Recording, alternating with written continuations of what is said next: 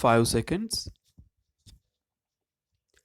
Mr. Vice Chairman, sir, at the outset, I would like to express my gratitude to the honorable members on both sides of the House for participating in the discussion and making very valuable suggestions.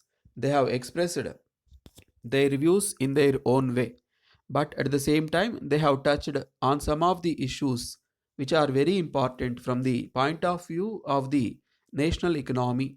I would not say that the views that they have expressed are due to any political consideration, but they are really expressed in the national interest. In this connection, I was happy that there was at least one honorable member who said that we should face the question of economy from a national point of view. If we go through the budget speech, we will find that the basic aims are national growth and social justice. This is the thrust of the budget that we have prepared, and it may be seen whether it is reflected in the budget provisions or not.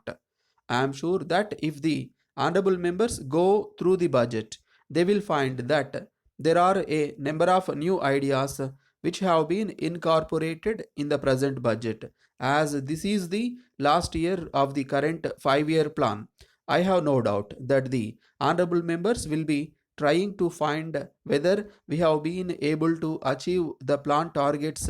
For this purpose, I would like to draw the attention of the House to the fact that we have been able to exceed the financial provisions. It is for the first time that we are going to achieve 130% of the target. This is in regard to the financial provisions. So, no ministry can say that sufficient funds were not available, and that this is the reason why it is not able to achieve the target set for itself. But at the same time, I agree that merely spending money is not adequate. On the other hand, there should be adequate return in physical terms. That is why we have been making provisions every year with a view to seeing that the various sectors are able to achieve the targets that they have set for themselves. If the honorable members go through the documents which have been presented to the House, they will find that there are two or three things which are very important. The first is the rate of growth. I do not understand why the leader of the opposition was very angry about the rate of growth, because of the fact that somehow or other this time, on account of the favorable monsoon, we were able to achieve almost 170 million tons of food grains production. There is still one more year left, and if we have normal monsoon, I am sure we will be able to achieve more next year. I think there should be no difficulty in achieving this when we look at the provisions that we have made for this sector. Some honorable members said that there was less provision made for agriculture and irrigation works.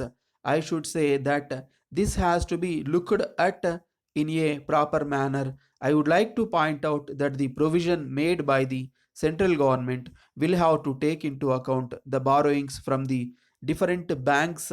In addition, as this is the primary responsibility of the state governments, both figures will have to be added together with the money from the banking sector. If it is looked at in this way, I am sure honorable members will be fully convinced that there is enough money available. I may assure the House that in future, if any more money is required, we shall consider the same if we are convinced that the money is going to be properly utilized for more agricultural production. In this connection, I may inform the House that there are other subsectors also in the agriculture sector. I am glad to inform the House that there are three areas where the progress has been very great. They are cotton, oilseeds, and sugar.